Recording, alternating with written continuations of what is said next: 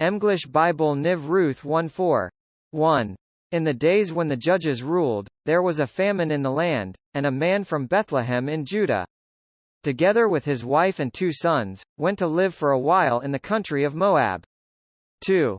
The man's name was Elimelech, his wife's name Naomi, and the names of his 2 sons were Mahlon and Chilion. They were Ephrathites from Bethlehem, Judah. And they went to Moab and lived there. Now Elimelech, Naomi's husband, died, and she was left with her 2 sons. 4. They married Moabite women, one named Orpah and the other Ruth. After they had lived there about 10 years. 5. Both Mahlon and Chilion also died, and Naomi was left without her 2 sons and her husband. 6. When she heard in Moab that the Lord had come to the aid of his people by providing food for them, Naomi and her daughters-in-law prepared to return home from there. 7. With her 2 daughters-in-law she left the place where she had been living and set out on the road that would take them back to the land of Judah. 8. Then Naomi said to her 2 daughters-in-law, "Go back, each of you, to your mother's home. May the Lord show kindness to you, as you have shown to your dead and to me. 9. May the Lord grant that each of you will find rest in the home of another husband." Then she kissed them and they wept aloud. 10. And said to her, "We will go back with you to your people." 11. But Naomi said, "Return home, my daughters. Why would you come with me? Am I going to have any more sons, who could become your husbands? 12. Return home, my daughters, I am too old to have another husband. Even if I thought there was still hope for me, even if I had a husband tonight and then gave birth to sons. 13. Would you wait until they grew up? Would you remain unmarried for them? No, my daughters. It is more bitter for me than for you, because the Lord's hand has gone out against me." 14. At this they wept again. Then Orpah kissed her mother-in-law goodbye, but Ruth clung to her. 15. "Look," said Naomi, "your sister-in-law is going back to her people and her gods. Go back with her." 16. But Ruth replied, "Don't urge me to leave you or to turn back from you. Where you go I will go, and where you stay I will stay. Your people will be my people and your God my God. Where you die I will die, and there I will be buried.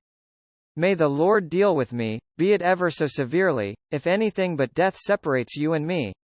18. When Naomi realized that Ruth was determined to go with her, she stopped urging.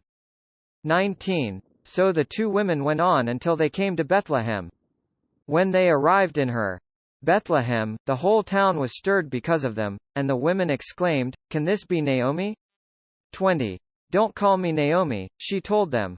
"Call me Mara, because the Almighty has made my life very bitter." 21. "I went away full, but the Lord has brought me back empty. Why call me Naomi? The Lord has afflicted me, the Almighty has brought misfortune upon me." 22. So Naomi returned from Moab accompanied by Ruth the Moabites, her daughter-in-law, arriving in Bethlehem as the barley harvest was beginning. 1. Now Naomi had a relative on her husband's side, from the clan of Elimelech, a man of standing, whose name was Boaz. 2. And Ruth the Moabite said to Naomi, "Let me go to the fields and pick up the leftover grain behind anyone in whose eyes I find favor." Naomi said to her, "Go ahead, my daughter." 3. So she went out and began to glean in the fields behind the harvesters. As it turned out, she found herself working in a field belonging to Boaz, who was from the clan of Elimelech. 4. Just then Boaz arrived from Bethlehem and greeted the harvesters, "The Lord be with you." "The Lord bless you," they called back. 5. Boaz asked the foreman of his harvesters, "Whose young woman is that?" 6. The foreman replied, "She is the Moabites who came back from Moab with Naomi." 7. She said, "Please let me glean and gather among the sheaves behind the harvesters." She went into the field and has worked steadily from morning till now, except for a short rest in the shelter. 8. So Boaz said to Ruth, "My daughter, listen to me. Don't go and glean in another field and don't go away from here. Stay here with my servant girls. 9. Watch the field where the men are harvesting, and follow along after the girls. I have told the men not to touch you. And whenever you are thirsty, go and get a drink from the water jars the men have filled. 10. At this, she bowed down with her face to the ground. She exclaimed, "Why have I found such favor in your eyes that you notice me, a foreigner?" Boaz replied, "I've been told all about what you have done for your mother-in-law since the death of your husband. How you left your father and mother and your homeland and came to live with a people you did not know before. 12. May the Lord repay you for what you have done. May you be richly rewarded by the Lord, the God of Israel, under whose wings you have come to take refuge. 13. May I continue to find favor in your eyes, my Lord," she said. "You have given me comfort and have spoken kindly to your servant, though I do not have the standing of one of your servant girls." 14. At mealtime Boaz said to her, "Come over here. Have some bread and dip it in the wine vinegar." When she sat down with the harvesters, he offered her some roasted grain. She ate all she wanted and had some left over. 15. As she got up to glean, Boaz gave orders to his men, "Even if she gathers among the sheaves, don't embarrass her." 16. Rather, pull out some stalks for her from the bundles and leave them for her to pick up, and don't rebuke her. 17. So Ruth gleaned in the field until evening. Then she threshed the barley she had gathered, and it amounted to about an ephah. 18. She carried it back to town, and her mother-in-law saw how much she had gathered. Ruth also brought out and gave her what she had left over after she had eaten enough. 19. Her mother-in-law asked her, "Where did you glean today? Where did you work? Blessed be the man who took notice of you."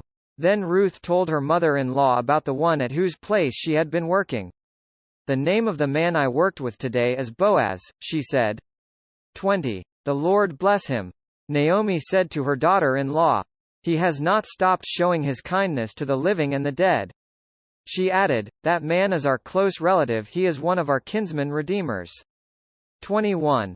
Then Ruth the Moabite said, "He even said to me, 'Stay with my workers until they finish harvesting all my grain.'" 22. Naomi said to Ruth her daughter-in-law, "It will be good for you, my daughter, to go with his girls, because in someone else's field you might be harmed." 23. So Ruth stayed close to the servant girls of Boaz to glean until the barley and wheat harvests were finished. And she lived with her mother-in-law. 1.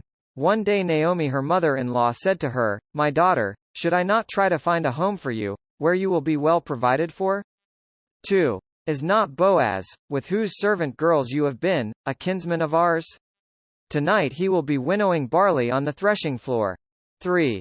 Wash and perfume yourself, and put on your best clothes. Then go down to the threshing floor, but don't let him know you are there until he has finished eating and drinking. 4. When he lies down, note the place where he is lying. Then go and uncover his feet and lie down. He will tell you what to do. 5. I will do whatever you say, Ruth answered. 6. So she went down to the threshing floor and did everything her mother-in-law told her to do. 7. When Boaz had finished eating and drinking and was in good spirits, he went over to lie down at the far end of the grain pile. Ruth approached quietly, uncovered his feet and lay down. 8. In the middle of the night something startled the man, and he turned and discovered a woman lying at his feet. 9. Who are you? He asked. I am your servant Ruth, she said. Spread the corner of your garment over me, since you are a kinsman redeemer. 10. The Lord bless you, my daughter, he replied. This kindness is greater than that which you showed earlier. You have not run after the younger men, whether rich or poor. 11. And now, my daughter, don't be afraid. I will do for you all you ask. All my fellow townsmen know that you are a woman of noble character. 12. Although it is true that I am near of kin, there is a kinsman redeemer nearer than I. 13. Stay here for the night, and in the morning if he wants to redeem, good, let him redeem. But if he is not willing, as surely as the Lord lives I will do it. Lie here until morning. 14. So she lay at his feet until morning, but got up before anyone could be recognized. And he said, Don't let it be known that a woman came to the threshing floor. 15. He also said, Bring me the shawl you are wearing and hold it out. When she did so, he poured into it 6 measures of barley and put it on her. Then he went back to town. 16. When Ruth came to her mother-in-law, Naomi asked, How did it go, my daughter? Then she told her everything Boaz had done for her. 17. And added, he gave me these 6 measures of barley, saying, don't go back to your mother-in-law empty-handed. 18. Then Naomi said, wait, my daughter, until you find out what happens. For the man will not rest until the matter is settled today. 1. Meanwhile Boaz went up to the town gate and sat there. When the kinsman redeemer he had mentioned came along, Boaz said, come over here, my friend, and sit down. So he went over and sat down. 42. Boaz took 10 of the elders of the town and said, sit here, and they did so. 43. Then he said to the kinsman redeemer, Naomi, who has come back from Moab, is selling the piece of land that belonged to our brother Elimelech. 44. I thought I should bring the matter to your attention and suggest that you buy it in the presence of these seated here, and in the presence of the elders of my people. If you will redeem it, do so. But if you will not, tell me, so I will know. For no one has the right to do it except you, and I am next in line. I will redeem it, he said. 45. Then Boaz said, on the day you buy the land from Naomi and from Ruth, the Moabitess, you acquire the dead man's widow, in order to maintain the name of the dead with his property. 46. At this, the kinsman redeemer said, then I cannot redeem it because I might endanger my own estate. You redeem it yourself. I cannot do it. 47. Now in earlier times in Israel, for the redemption and transfer of property to become final, one party took off his sandal and gave it to the other. This was the method of legalizing transactions in Israel. 48. So the kinsman redeemer said to Boaz, buy it yourself. And he removed his sandal. 49. Then Boaz announced to the elders and all the people, today you are witnesses that I have bought from Naomi all the property of Elimelech, Kilion and Mahlon. 4:10 I have also acquired Ruth the Moabitess, Mahlon's widow, as my wife, in order to maintain the name of the dead with his property, so that his name will not disappear from among his family or from the town records. Today you are witnesses. 411 Then the elders and all those at the gate said, we are witnesses. May the Lord make the woman who is coming into your home like Rachel and Leah, who together built up the house of Israel. May you have standing in Ephrathah and be famous in Bethlehem. 412 Through the offspring the Lord gives you by this young woman, may your family be like that of Perez, whom Tamar bore to Judah. 413 So Boaz took Ruth and she became his wife. Then he went to her, and the Lord enabled her to conceive, and she gave birth to a son. 414 The women said to Naomi, praise be to the Lord, who this day has not left you without a kinsman redeemer. May he become famous throughout Israel. 415 He will renew your life and sustain you in your old age. For your daughter-in-law, who loves you and who is better to you than 7 sons, has given him birth. 416 Then Naomi took the child, laid him in her lap and cared for him. 417 The women living there said, Naomi has a son. And they named him Obed. He was the father of Jesse, the father of David. 418 This, then, is the family line of Perez. Perez was the father of Hezron. 419 Hezron the father of Ram, Ram the father of Amminadab. 420 Amminadab the father of Nahshon, Nahshon the father of Salmon. 421 Salmon the father of Boaz, Boaz the father of Obed. 422 Obed the father of Jesse, and Jesse the father of David.